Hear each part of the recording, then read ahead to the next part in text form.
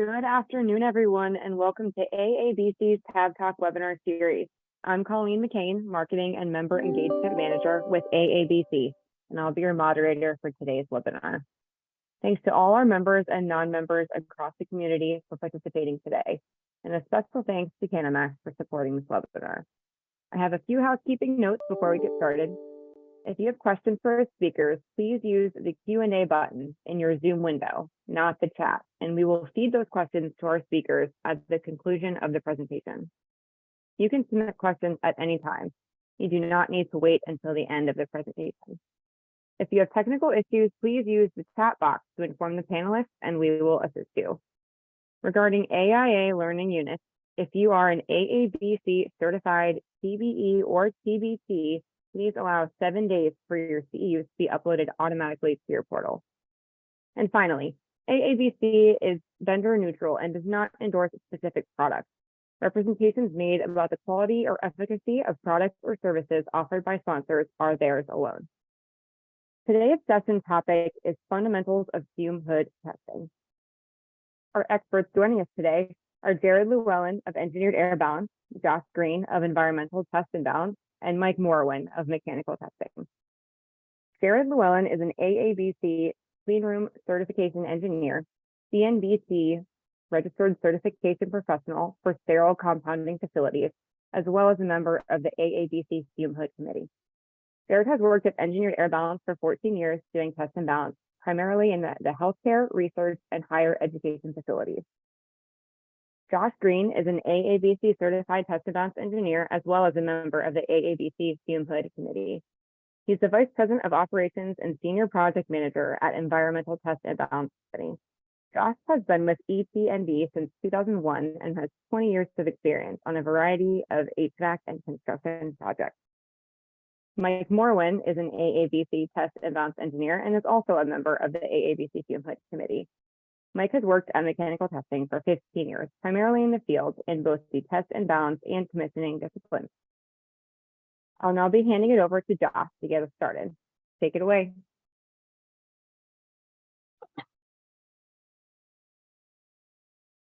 So welcome in. Yeah, thank you very much for your time today.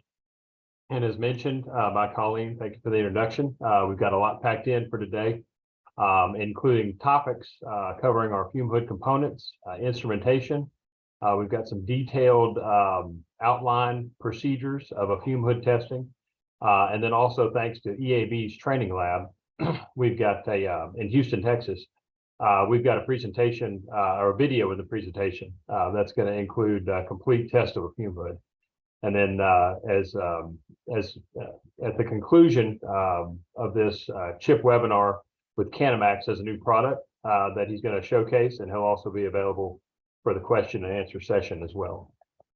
So as Colleen mentioned, and as you might be aware, the Associated Air Balance Council has formed a committee to incorporate the fume hood training and certification program, as well as a certification exam that's going to align the current AABC fume hood testing procedures to the guidelines and recommendations found in ASHRAE 110.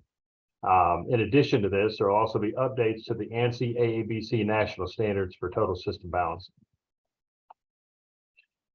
So as most understand it, but in the spirit of taking nothing for granted, a fume hood is the primary device used in a laboratory that's going to capture and contain the gas, the fumes, the vapors, particulate matter that's generated inside an enclosure. So the hood's features and the exhaust face velocity are going to protect the user by capturing and containing those toxic fumes and vapors before they can reach the breathing zone. So the required face velocity is typically determined by the engineer, researcher, or someone in, say, the campus's environmental health and safety department. But it's going to correspond to factors such as the toxicity level of what's in the hood design requirements, and the energy cost to operate the facility. So now it's typical to see 80 to 120 feet per minute being the average referenced in most standards and used in the most applications. So as you're looking at this, we need to recognize the basic distinction between a chemical fume hood and a biological safety cabinet. So the design and the components of a chemical fume hood are only similar to that of a biological safety cabinet, and then they provide operator protection. Now, where both provide that operator protection, only the biological safety cabinet is going to provide product protection by creating that ISO class 5 work environment inside the BSC.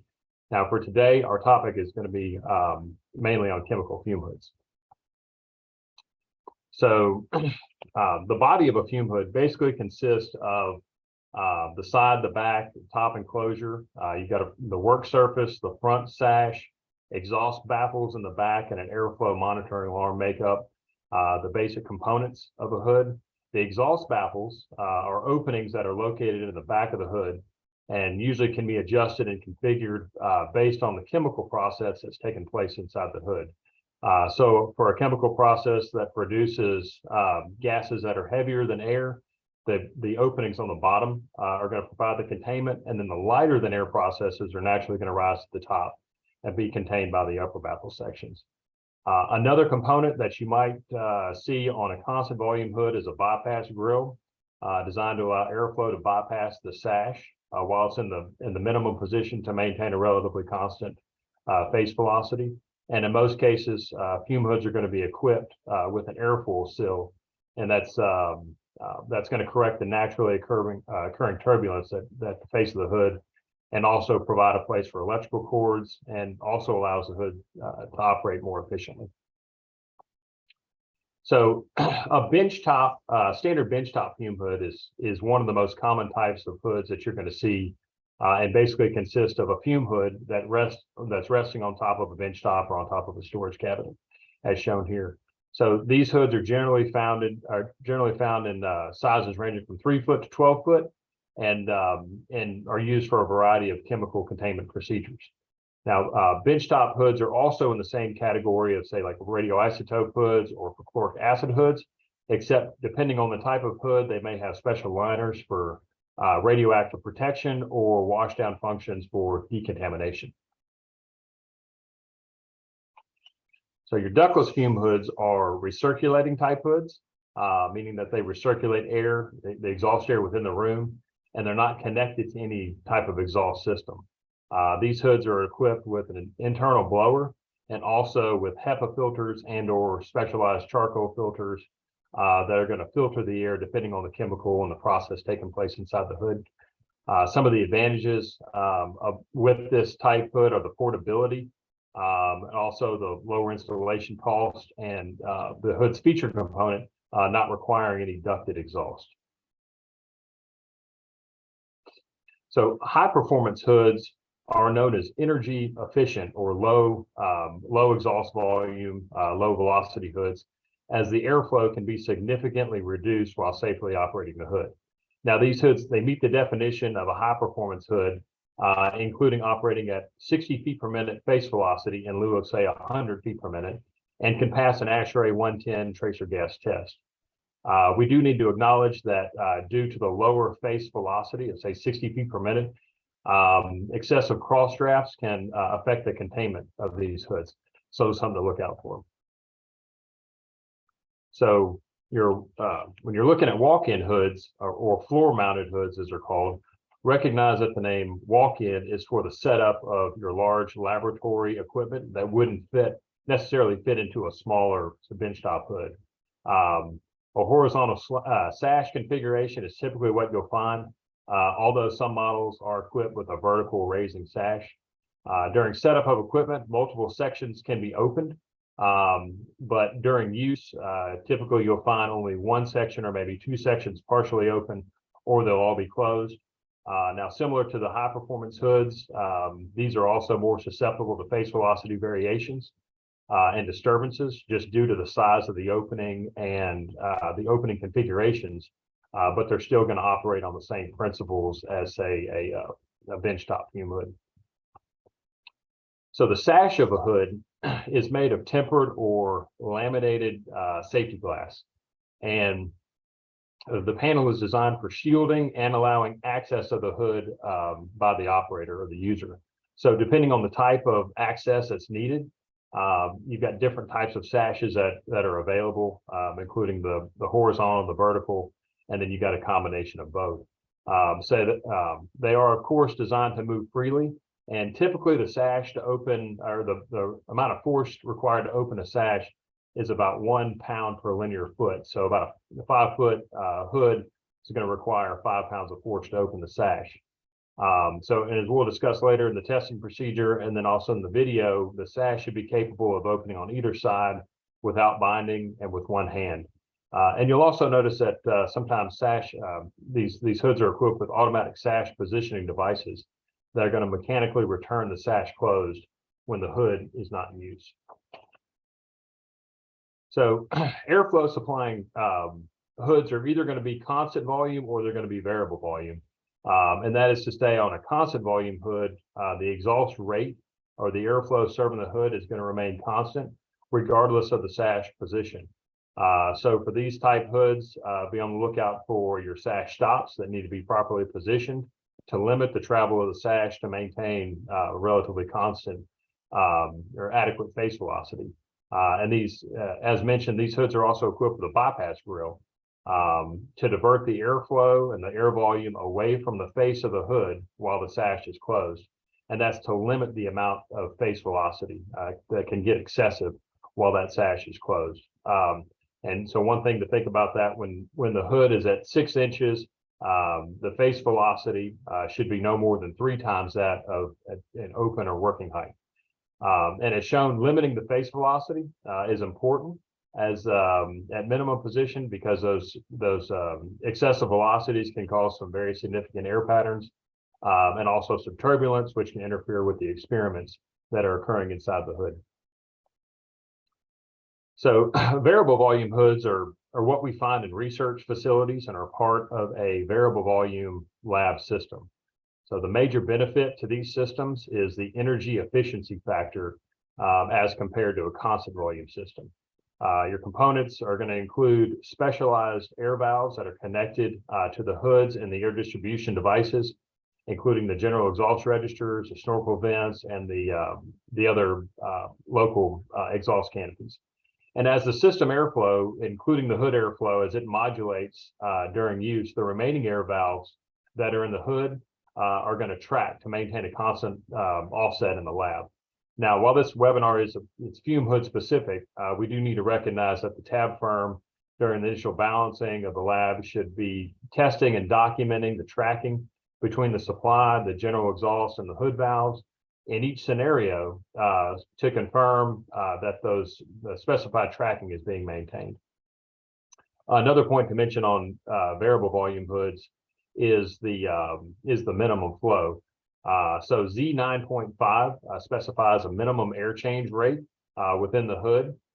So what's important is that a traverse should be performed not only to calibrate the air valves for the use in the offset control tracking, but also to determine total airflow for the hood, both at minimum and maximum modes. So total airflow measurements are performed and include a pitot tube duct traverse and the exhaust duct serving the fume hood. As mentioned, the traverse is important to not only determine total airflow, but to determine an accurate airflow for that air valve calibration. Next, static pressure is measured at or near the exhaust collar of the hood. Now, the static pressure can be taken at the traverse location as long as it's within 10 foot of the hood and it's upstream of the exhaust air valve. So ASHRAE 110, as far as the instruments used for the cross drafts and face velocities, ASHRAE 110 includes hot wire anemometers for use. And also when measuring those face velocities, a ring stand should be used to stabilize the instrument and provide a uniform measurement plane. So in order to assess the patterns, the airflow patterns that are occurring inside the hood, a smoke visualization challenge is performed. And this is going to involve a local smoke test as well as a large volume challenge. So for the local challenge, a handheld smoke generator is used. And for the large volume test, a theatrical fogger is typically what's used. So as we'll discuss in subsequent slides and also in the video, the distinction between the two is that the local challenge demonstrates the flow around the opening and just inside the hood, whereas the large volume test shows the air patterns occurring inside the hood. So for the large volume test, you'll see that you've got the fogger that's connected to a tube for a uniform and large volume smoke demonstration. And then the hood should contain all the smoke and should flow smoothly and freely towards the slots in the rear baffle without any kind of lazy or stagnant flow. So tracer gas test, that's used with a mannequin and a detector that it basically tests the hood's containment ability. And it's typically performed during an as manufactured or as installed test. So the tracer gas specified by ASHRAE is sulfur hexafluoride and released at a rate of 4 liters per minute. So we should recognize that the headline coming out right now is that sulfur hexafluoride has been identified as one of the most potent greenhouse gases. And as a result, it's being frequently banned from use. But as I understand it, ASHRAE has formed a committee and is currently in the process of researching an alternative option. So be on the lookout for that. The mannequin that's used in a tracer gas test is designed to simulate laboratory personnel, and is positioned in front of the hood and equipped with a detector near the breathing zone of the mannequin. So the data from the detector and analyzer is recorded and logged in 5-minute intervals. So with that, now Mike Morwin with MTI is going to be covering in detail the testing procedures. Mike. Thank you, Josh. Let's have an overview of the fume testing procedures before we get started here. Now, these testing procedures are conducted to evaluate the capability of the fume hood to meet its design criteria. Their procedures are based on the guideline and recommendations of the latest versions of the ANSI ASSP Z9.5, the American National Standard for Lab Ventilation, and the ASHRAE Standard 110, which is the methods for testing performance of laboratory fume hoods. This presentation is going to be based on the testing of new installations or the initial test of the fume hoods. These are the steps for the annual test. They will be presented in the update to the ABC standard, which, as Josh mentioned, was forthcoming. And the graphic at the right of the slide here shows the steps for the initial testing. For the purpose of time, we are just going to present some of the more prominent tests in the process, and we're going to highlight some of the more important steps in each of those processes. As Josh mentioned, there will be a video demonstration of some of these tests later on in the presentation. Can you go next slide, Josh, please?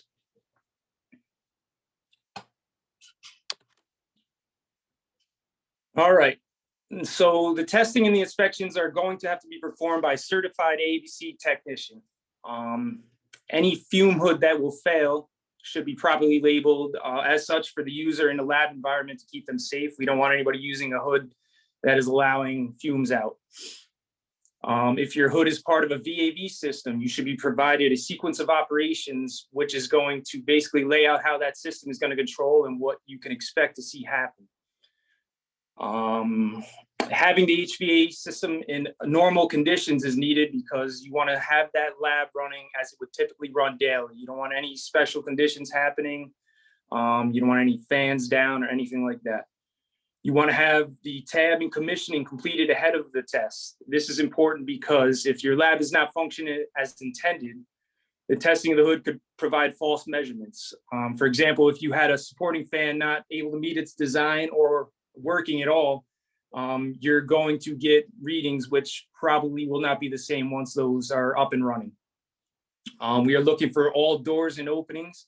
That includes ceiling tiles. They should be closed at the time of testing.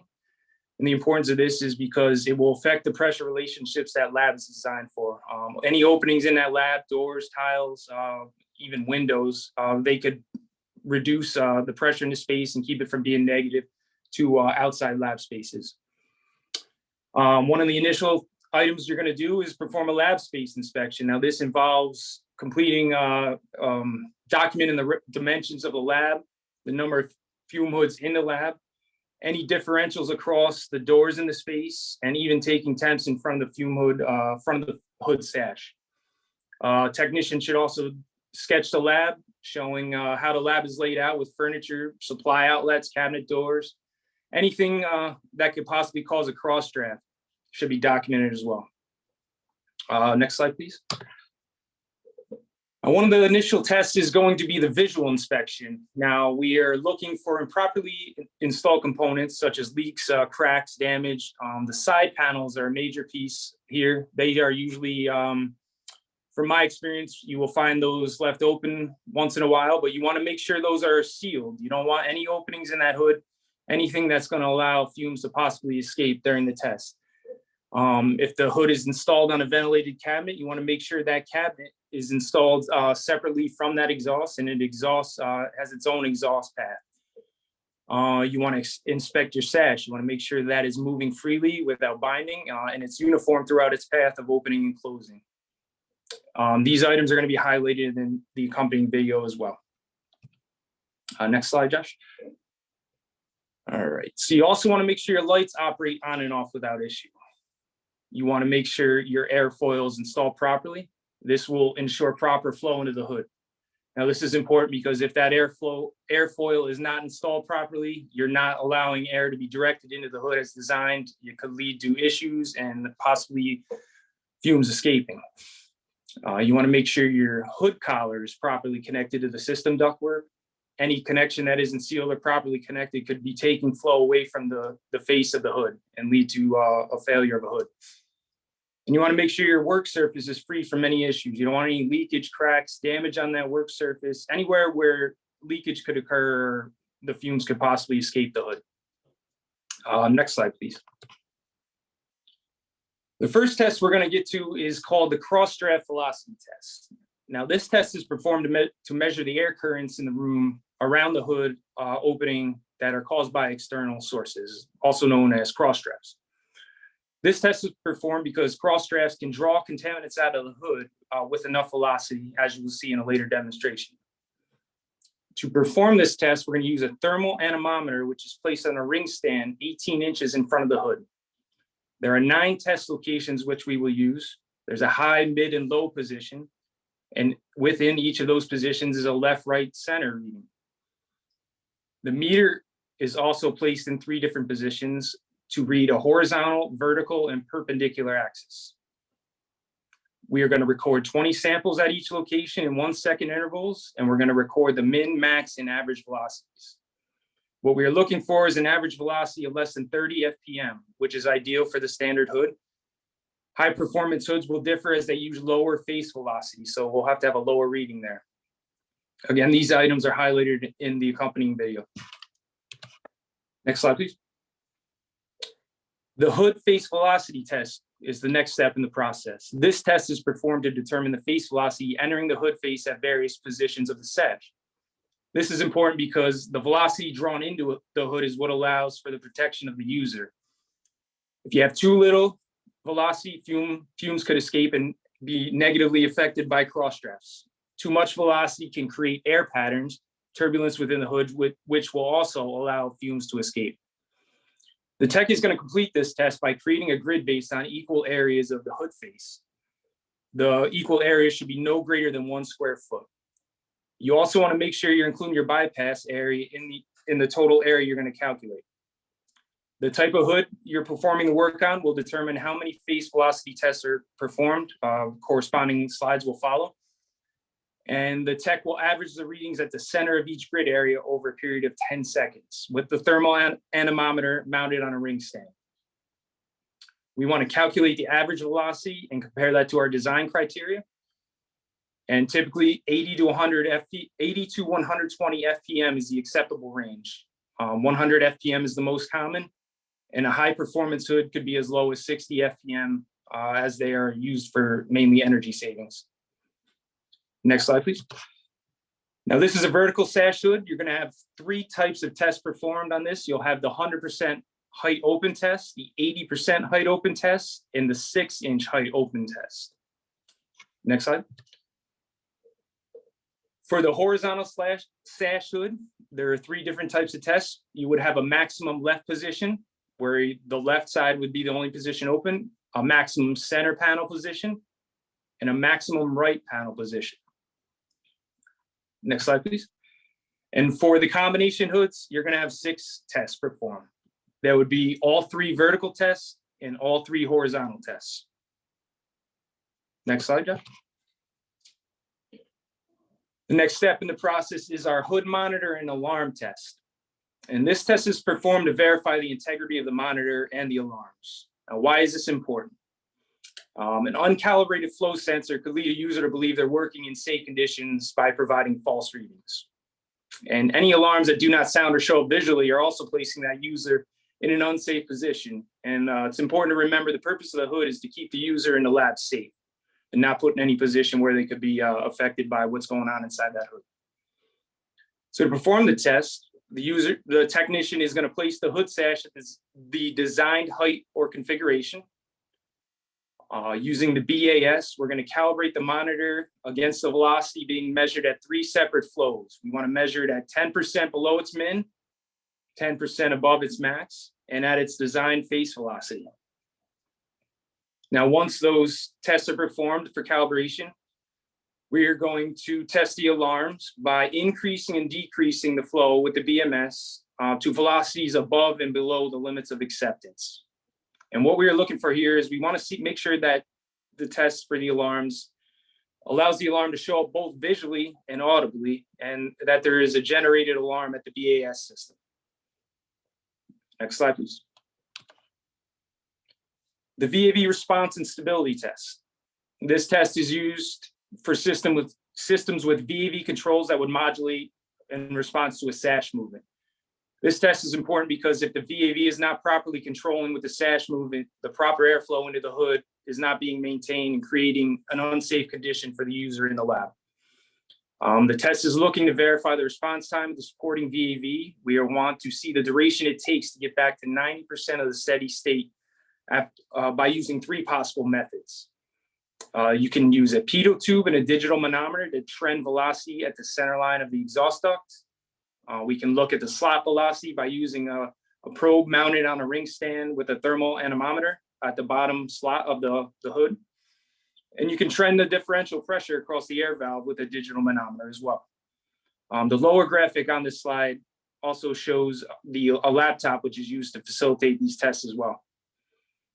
This test is performed in 3 cycles of opening and closing the sash. You're going to have a 30-second close position versus a 60-second open.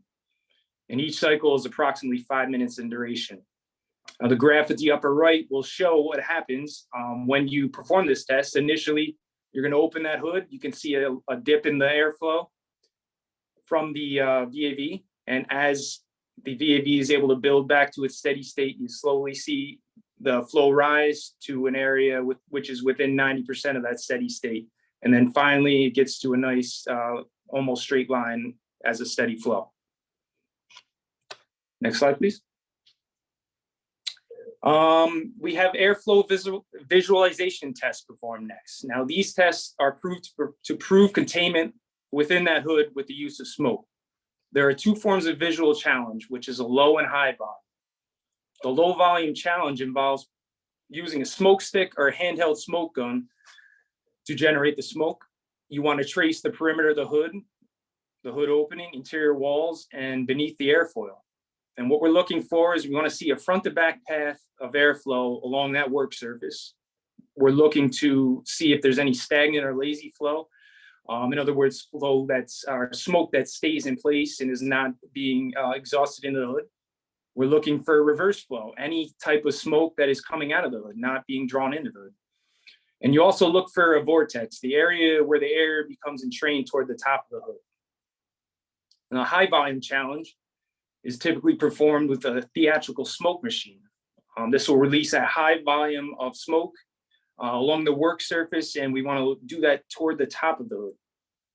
We're observing and recording airflow patterns, and at the conclusion of generating smoke, we want to record the time of clearance after that smoke generation is stopped.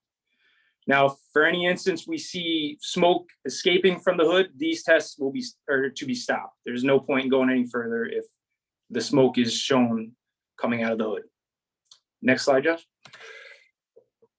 And finally, you have a tracer gas test. And this test is performed to prove containment with an approved tracer gas.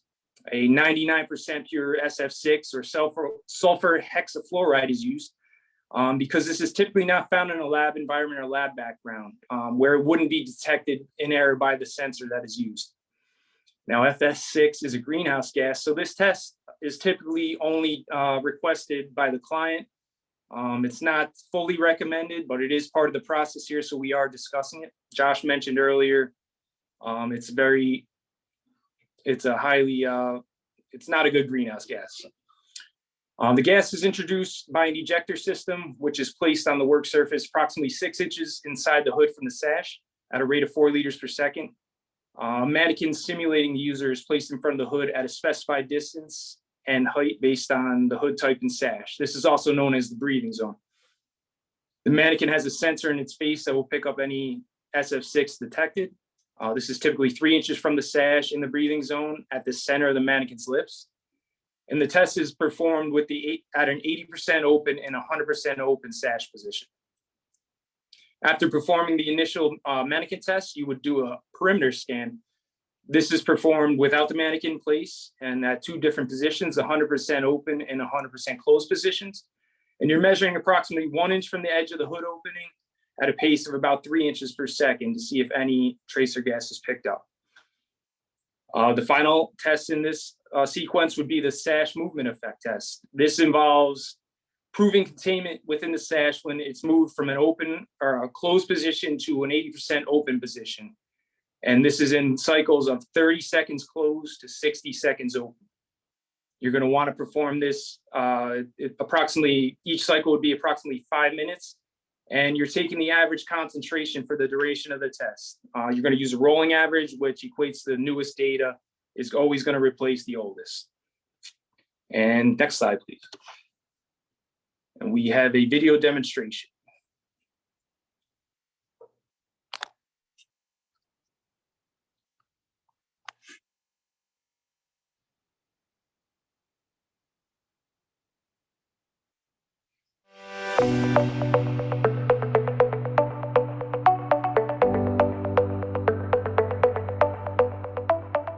Thank you for joining us. My name is Llewellyn with Engineered Air Balance. We're here today at EAB's Houston Training Center talking about fume hoods and some of the basic testing procedures for that equipment. So as we begin our testing, if we have it available to us, the first things we want to look at are our contract documents and any submittal for the equipment. So our submittal is going to be our manufacturer information that's going to tell us about the fume hood, what's supposed to be installed, and what right is going to look like. So as you're reviewing your contract documents and your specifications, you might come across some terms: as manufactured, as installed, and as used. So let's talk about what those mean. So as manufactured is just like it sounds. It's at the manufacturer and it's the testing that they conduct there. So as installed would be the hood installed on location, basically brand new hood, no user equipment inside of it, and that would be our as installed. So as used would be as it's used by the owner. So that would fall under more of our annual testing, repeat testing of a fume hood. So they might have things like hot plates in it or whatever they're going to use within the equipment. So it's important for as used testing because the equipment that they put inside may have effects on the capture of the hood itself. So that's as used testing. So one of the first things we want to take a look at is a site inspection. So we want to take a look at where our fume hood is installed in the facility or the space. So we want to pay attention to things like, is it installed next to an active doorway where people are constantly coming in and out of it? Is it in an active walkway where people are constantly walking in front of the fume hood? You want to pay attention to the air devices that are installed within the room. So we want to look and see if there's a supply diffuser installed directly above it that could cause cross drafts. And we'll talk a little bit later about cross drafts and some of that testing. But we want to take a look at the overall layout and where it's installed in the space and the effects that that installation might have. The next thing we want to take a look at is the fume hood itself. So one of the first things we want to take a look at is our exhaust duct connection. So is the duct connected? Is it properly sealed? Is the exhaust going where it needs to go? Okay. We're also going to take a look at our sash. Does our sash move freely and smoothly? Does the stop, if it has a mechanical stop on the sides, does the stop work and is it in place? Does our sash release work if it has one? Okay. Is the glass intact? Are there any defects? We're looking for cracks or anything like that. We're also taking a look at our lighting control. You know, does our light turn on? Does it turn off? Okay. We're also taking a look at our airflow monitor. Is our airflow monitor set up? Is it functioning properly? Okay. Inside these fume hoods, you also have these side panels here, and these are created for access for some of these fittings and for the user to be able to use later on to install equipment. But we want to make sure that that panel's in place, and if it has a seal, that it's intact and it's positioned properly so that it doesn't interfere with the airflow within the fume hood. So we want to make sure that there's no holes, there's no defects, everything's sealed up. So we also want to take a look at our baffles. So this fume hood has fixed baffles here in the back. But you can see that the airflow is actually being drawn in underneath the baffle, a little bit in between here, and at the top of the baffles at the top of the fume hood. So we're just taking a look at the fume hood in general overall to make sure that it's intact. We can look at our manufacturer information to make sure that everything that's supposed to be installed is there and it's functioning the way that it should. So one of the key pieces of equipment that we're going to be using today for our testing is a thermal anemometer. So a couple key things to know about a thermal anemometer. A lot of them have articulating heads so that you can move it into the direction of the airflow. It's also important to understand the sensing element that's within it. Okay, so if you look, there's actually two different colors within the sensing element there, and where we want to actually take our readings as closely as we can is where those two colors come together. So that's where we're actually taking our velocity measurement. Some of them are directional, like this one has a dot here on the head of it, and that's going to show you where you want your airflow entering the probe itself. So another key piece of equipment that we want to use throughout our testing is a ring stand. Okay, a ring stand is going to take some of the human error out of it. It's going to give us better, consistent readings, and we'll want to make sure that we use one throughout our testing, especially for our thermal anemometer readings. So we have two different types here. We have a stationary ring stand, and then we have more of kind of a mic stand with a clamp on the end of it, and this is a little bit better for things like the cross draft testing. But the bottom line is that we want to use some type of ring stand whenever we're doing our testing. So the first test we're going to discuss today is the cross draft velocity test. So the first thing we should probably discuss is what is a cross draft and why do we care? Why does it matter? So a cross draft is going to be air currents within the room from external sources that are coming across the face of the fume hood. And they could be vertical, they could be horizontal. It's any air current coming across the face of the fume hood. So why are we concerned about cross drafts? So the negative effect that a cross draft has on our fume hood is if it has sufficient velocity as it comes across the front of the fume hood, it can actually draw air or contaminants from within the fume hood out of the fume hood into the space. So if it has sufficient velocity and it's coming across the front, it can actually draw whatever's in out. And with the fume hood, we want to keep what's in the fume hood inside the fume hood. So let's talk about getting set up for the cross draft velocity test. Okay. So as you can see, we have here our thermal anemometer. We have our ring stand in position. Okay. We want to position our thermal anemometer probe 18 inches from the enclosure itself. So that's 18 inches out in front. And during the cross draft velocity test, we're actually going to have 9 different test locations. Okay, right here we're set up on the center location, but for the cross draft velocity test, we're going to have those 9 locations, and those 9 locations will consist of top left, top center, top right, mid left, mid center as we're set up here, mid right, and then our lower left, lower center, and lower right. So those are going to be our 9 locations where we're taking those cross-draft velocity readings. Okay. For the purposes of this demonstration, we're just going to demonstrate our center reading. Okay. So at each one of the 9 test locations, we're actually going to take 3 orientations of readings. Okay. So we're going to take horizontal, so we're looking for any air currents that are coming horizontally. We're going to take a vertical reading that's looking for any vertical air currents, and then we're also going to take a perpendicular reading looking for any air currents that are affecting the front. So as we're taking our readings in each orientation at each of our 9 test locations for the cross-draft velocity test, we're going to want to take 20 individual readings, so typically 1 per second. And we're going to look for our average over that time, and we're also going to look at our minimum and our maximum and record those. Okay. So for example, with our VelociCalc here, we'll start a new test.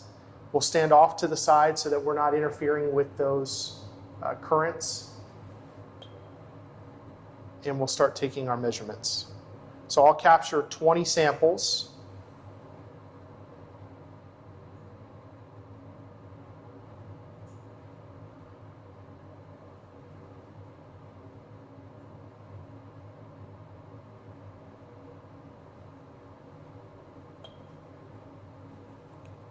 And then we'll be able to look and see what our average was over time, what our minimum was, and what our maximum value was. Okay? And we'll repeat that process for each one of the orientations. Okay? So that would have been our horizontal plane. We would repeat it for our vertical plane and also for our perpendicular plane. Okay? So let's talk about the criteria that we're looking for when we're doing our cross-draft velocity test. So for a typical fume hood with a target face velocity of 100 feet per minute, we're looking for cross-draft velocity averages of less than 30 feet per minute. So once we hit that 30 feet per minute range, that's when we start to have cross drafts that have sufficient velocity to pull contaminants from within the fume hood out into our space. So once again, we're looking for an average of less than 30 feet per minute. So for some high performance hoods that maybe have a lower requirement for the average face velocity, let's just take 50 feet per minute as an example. We would be looking for less than 50% of our target face velocity. So in that example, if our target face velocity on our high performance hood was 50 feet per minute, we're looking for cross draft averages of less than 25 feet per minute. So the next test we're going to discuss is our face velocity testing. So let's talk about how we get set up for it. For training purposes, we've set up a demonstration grid just so that you can visualize the spacing for the readings. So the first thing we need to do is measure our open area that we have here at our operating height. So that's typically going to be 18-inch sash height. Okay. So this is a 5-foot hood, but the opening here isn't exactly 5 feet. So we need to determine what that is. So in the case of this hood, it's actually 51 inches. Okay. So we've got 51 inches by 18. So when you're measuring your sash opening, it's important to understand where your airfoils are. So in the case of this hood, it has an airfoil built here.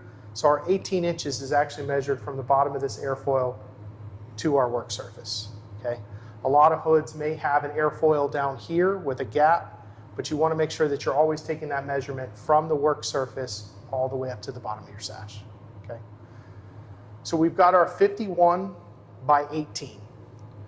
So we need to divide that into equal areas, not exceeding 1 square foot. Okay. So we don't want to exceed more than 12 inches on any one dimension. So we've divided this one ahead of time, and you can see it here with the yarn. And we've got distances of 10.2 inches horizontally and 9 inches vertically. Okay. So what we're going to end up doing is taking are phase velocity measurements at the geometric center of each one of these grids. Okay, so in each one of these test grids, we're going to have a test location. So now that we have our test grid set up, we're going to go ahead and take our readings. Okay, so when we're taking our readings, we want to be standing off to the side, away from the front of the fume hood, so that we're not interfering with the airflow and the velocities being drawn into the fume hood. Okay, so at each one of our grid locations, we're going to take the average over 10 seconds. Okay, so this thermal anemometer takes approximately 1 reading per second, so we're going to end up with 10 readings at each location, and we're going to use the average at each location. So we'll go ahead and take those readings right now.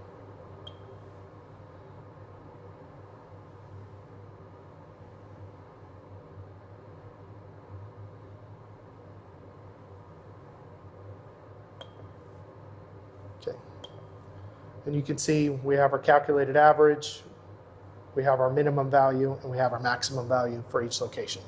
So we'll want to record our average at each one of our grid locations.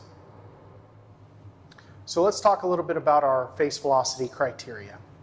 So at the end of the day, our phase velocity that we're targeting is going to be determined by our user. Okay? Some users may want 60 feet per minute, some may want 100 feet per minute, some may want 150 feet per minute.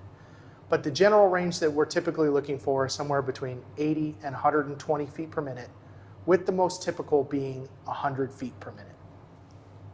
So we've collected all of our data, we've done our cross-draft velocity testing, we've done our phase velocity testing, and we've determined what our average phase velocity is. But at the end of the day, that's just a number. So what does it mean? What's the purpose? So the ultimate purpose of our fume hood is to protect our user and to contain whatever's inside of it, whatever chemicals or vapors may be inside of it. So one of the best ways that we can visualize that containment and that capture and protection is with smoke visualization. So we've got 2 types of visualization. We're looking for low volume and we're looking for high volume. So this is a good example of a tool for low volume visualization. So with our smoke visualization, we're looking at how the airflow is traveling within the fume hood.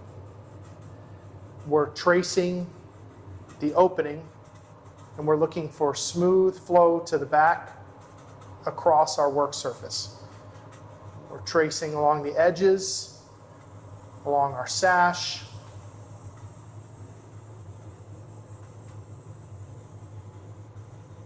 we're coming underneath our airfoil.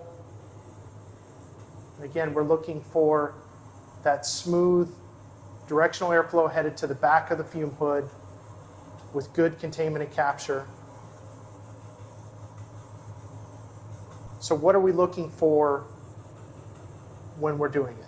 So we're looking for 2 things. We're looking for reverse flow, and we're looking for stagnant or lazy flow. So here's a good example of stagnant or lazy flow. So as you can see, we don't have the velocity heading back immediately to the back of the fume hood. Our smoke is staying right where it was generated. So this could be caused by 2 things really.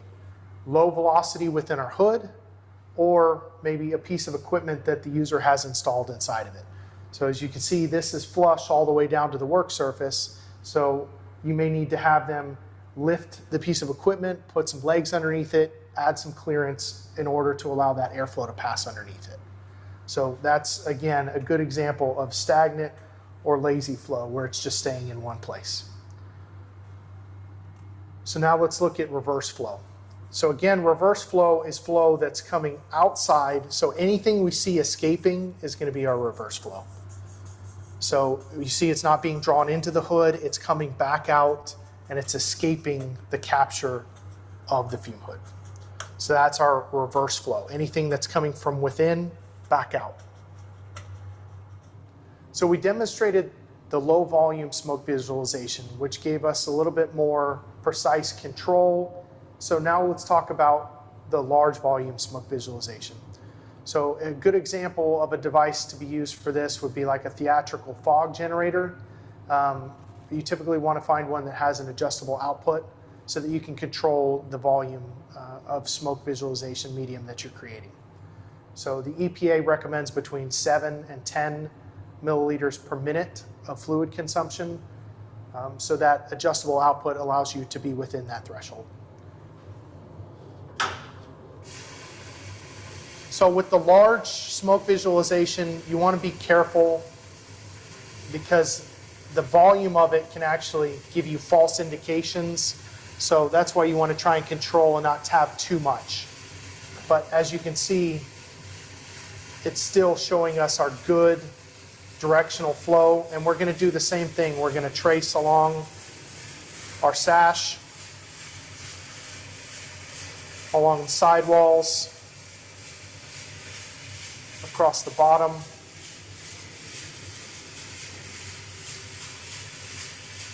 Make sure we're not seeing any of that reverse or stagnant or lazy flow. So that's a good example of large volume smoke visualization. So we discussed cross drafts, and we also discussed hood placement and not having it near doors or walkways. So we're just going to demonstrate a cross draft that can be generated by somebody just walking normally in front of the hood, too close.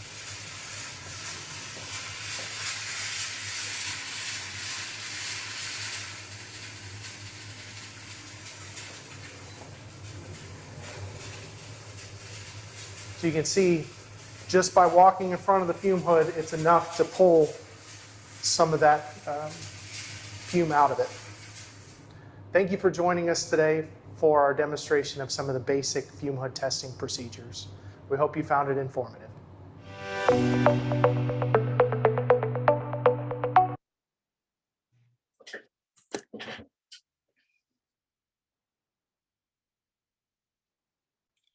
I want to thank Jared for putting that presentation together for us. There was some very good demonstrations of the items we were talking about and some of those processes earlier.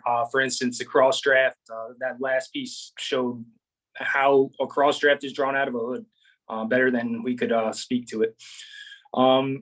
Let's move on to factors affecting the proper operation of a hood. Now, the exhaust stacks, how they are designed, are they designed properly to allow airflow to leave the space and enter the atmosphere without being drawn back in by an air handler, RTU, or the intakes on those? We don't want to be, you don't want to see situations where you're recirculating air from outside back into the lab environment. Supply air. Typical lab requirements are to be negative 0.005 to 0.05 in pressure against non-lab spaces. So your supply air has got to be lower than your exhaust in order to maintain that condition. Users. Not knowing proper lab protocols, proper operation of the hood, sash positions, systems, and how they operate, etc. It sounds silly, but you don't want to see a lab technician working with their head inside of the sash. That should be a known fact. And you shouldn't be working with the sash in 100% open position. Next slide, please, Josh. And finally, lab design and cross drafts. Where is your hood located in relationship to doors, windows, supply outlets?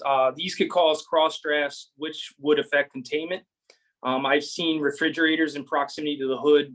Opening and closing those can create a cross draft that would pull air out of the hood. So there are recommendations as to where those should be installed in proximity to the hood as well.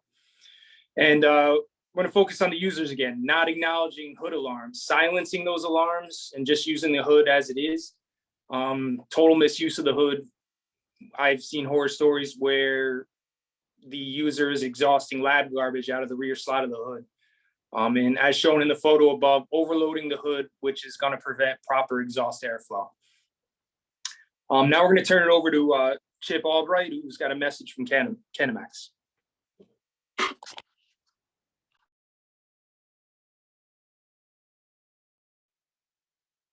Hello, I'm Chip Albright with Fume Hood Certified. We've been working with today's sponsor, Kinemax, to support fume hood testers with equipment and training. We'd like to show you a short video so that you can better understand what we do.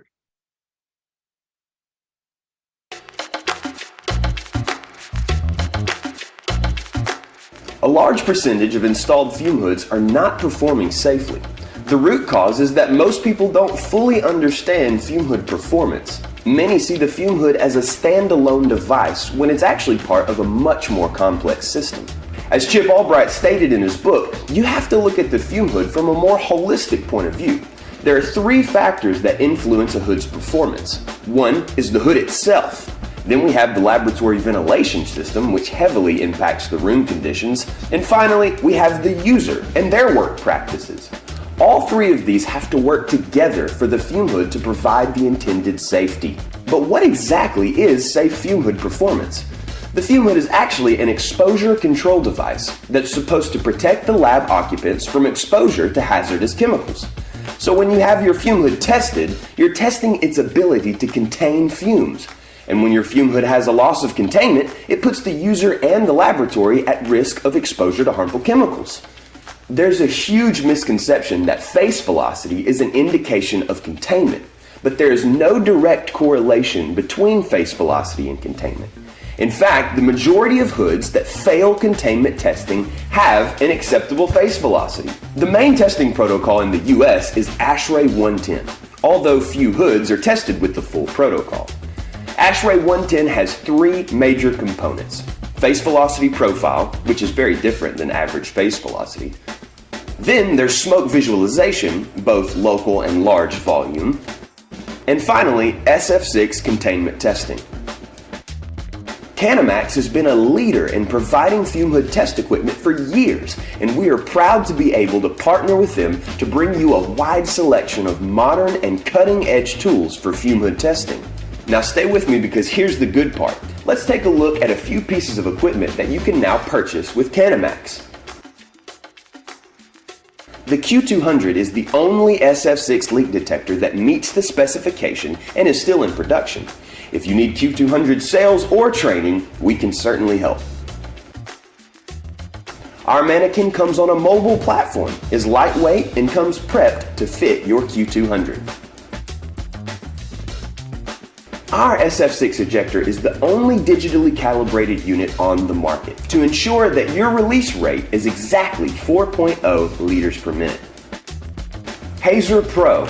Most of the smoke machines on the market produce a fog, which is hot and exits the machine at a high velocity. We developed a zero-velocity haze machine that lets you better observe the hood's airflow and not just shooting smoke into the chamber. Many are looking for an alternative to SF6 testing, and other labs are wanting a more conclusive and dynamic way to test. So we developed a new testing protocol that builds on the ASHRAE 110. The Tricolor Airflow Visualizer was developed to make containment testing easier, more economical, and faster than traditional containment testing. It allows you to make airflow visible, and we developed a list of dynamic challenges to realistically test fume hood containment, as suggested in the 2016 ASHRAE 110 protocol. Get the full story on our latest and greatest product at tricolorlasertesting.com. Fume Hood Performance Tracker. This is a never-before-seen, secure, cloud-based software that makes compliance simple. The Fume Hood Performance Tracker is the simple way to organize all of the data and test results performed on every single hood that you test. Now compliance and safety are just a QR scan away. Fume Hood Certified is known for our training and education on all things fume hoods. We offer training on ASHRAE 110 2016 for hood testers, where you can elevate your ASHRAE knowledge and earn your official tester's certificate. So regardless of your involvement with fume hood testing, we have everything you need. Our equipment was designed by testers for testers. So check out the Tricolor Airflow Visualizer, the new software, and the many other products that we will now be offering with Canamax.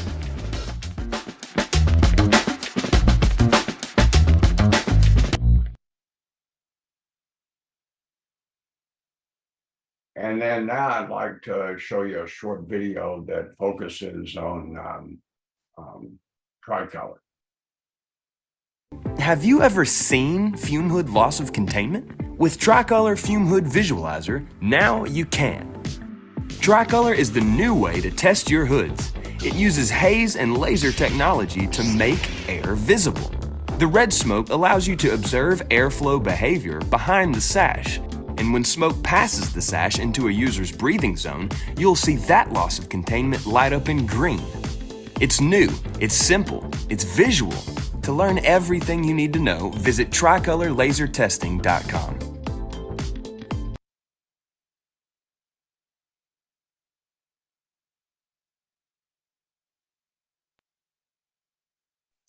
All right, thank you for that video.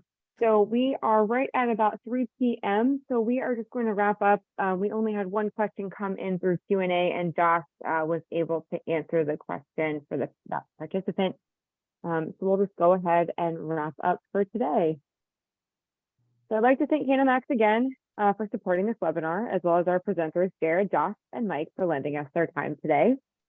And registration is now open for the TAB and CX seminar taking place in conjunction with CX Energy this May 2023 in Fort Worth, Texas. There you can attend 6 AIA approved technical sessions. So register for the seminar online today at cxenergy.com, and we hope to see you there in May. It'll be great. And on behalf of AABC, I'd like to wish everyone a happy and healthy holiday season. Thank you so much for joining us today, and we will see you back for TAB Talk seminars in January of next year. Thanks, everyone. Thank you, everyone. Thank you. Thank you.